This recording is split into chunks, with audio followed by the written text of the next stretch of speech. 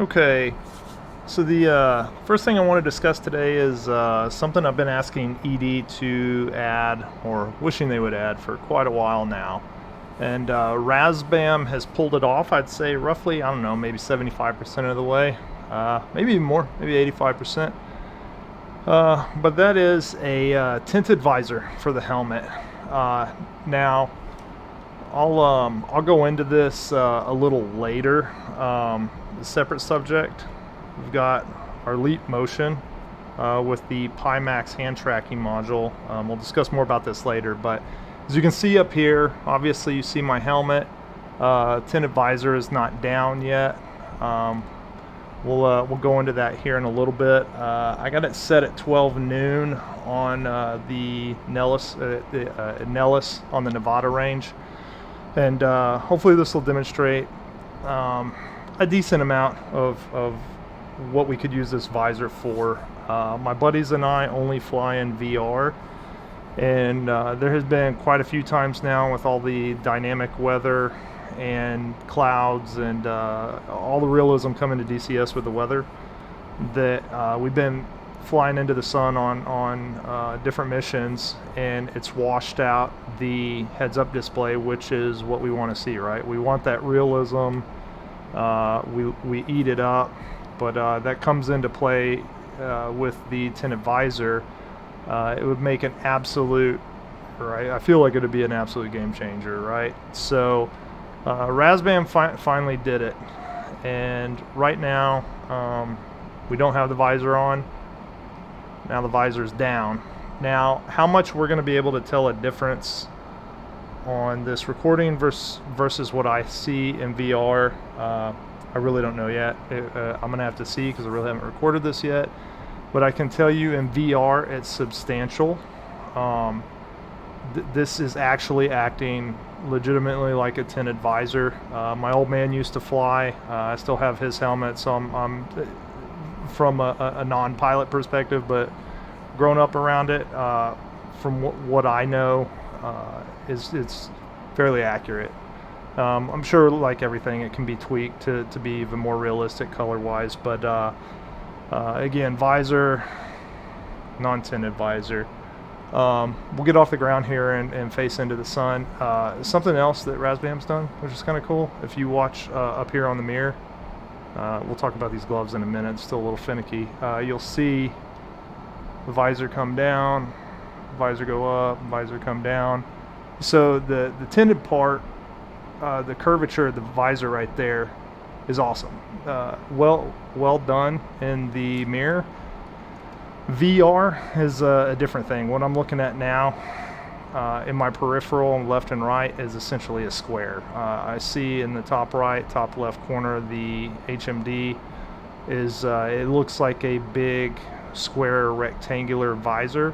They didn't do a bad job with the curvature over the nose, but what I would love to see Razbam do is fill the entire HMD with this visor. They do a pretty good job when it goes up. It's like it's really going up into the helmet. The same coming down, not bad. But again, it would be nice if this filled the entire HMD minus around the nose, where you would see, we can see, kind of like in the mirror there. So yeah, we'll get off the ground, kind of look into the sun, see what it does. So again, flying the Mirage 2000 right now. It's the only module that allows the visor that I know of. Hopefully the F-15E is going to have the same. But definitely for me, it's a game changer with VR. Jesus Christ, I have not flown the Mirage in a while, and something feels very off.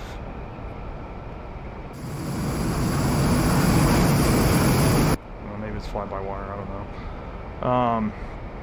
Yep.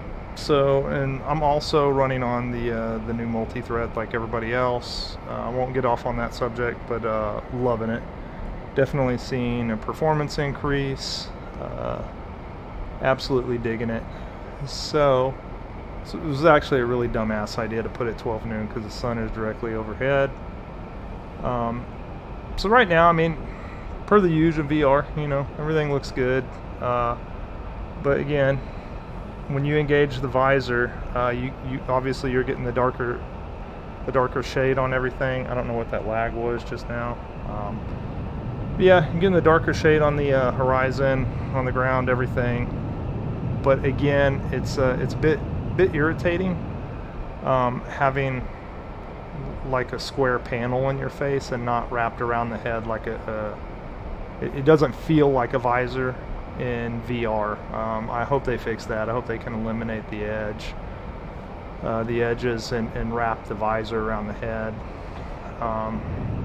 Pick up a little bit of speed here, and then we'll just go vertical and point our nose on into the sun and let you see. Hopefully it demonstrates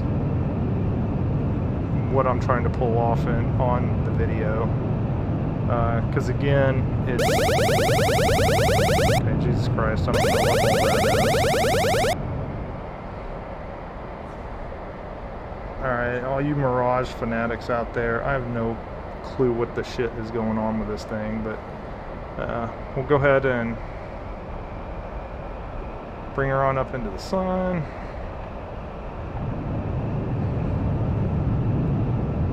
So right now, I've got the sun flare on. Here we go, we're going to wash out the HUD. Now I've got the visor down into the sun, and I can read the HUD, minus being like literally the ball itself, the sun. But right here, I can read the pitch ladder, I can read the speed, I can see my heading tape. Right here, barely anything until we're obviously pointing out of the sun. Again, bring it down, everything becomes a lot clearer. So yeah, gonna be a short video on this one, but I'm absolutely digging the fact that Razbam is trying to incorporate this into their aircraft. I like being able to raise and lower the visor. You know, all the fighter pilots out there will be able to tell you if they fly with it down all the time or up. I should probably know this, but I'm not going to talk out of my ass. So yeah, really hoping Eagle Dynamics adopts this and fine-tunes it. I really hope Razbam fine-tunes the visor and incorporates it into the other modules. I'd love to see the World War II goggles, I guess, for lack of a better way of putting it, that they wear, incorporating the same logic with tinted goggles for the World War II pilots. But yeah, for those VR flyers out there, anybody who has the Mirage, I highly encourage everybody to give this a shot. I mean, you can even see, so right now, I actually just noticed this with the clouds.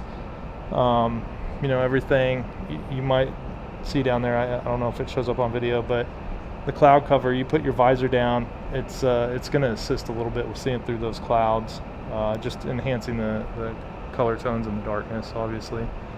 Yeah, super cool, well worth giving it a shot. And yeah, hope everybody found this somewhat useful and as excited as I am about incorporating such a small but I think well-deserved feature in DCS just to bring us that much closer to the real thing.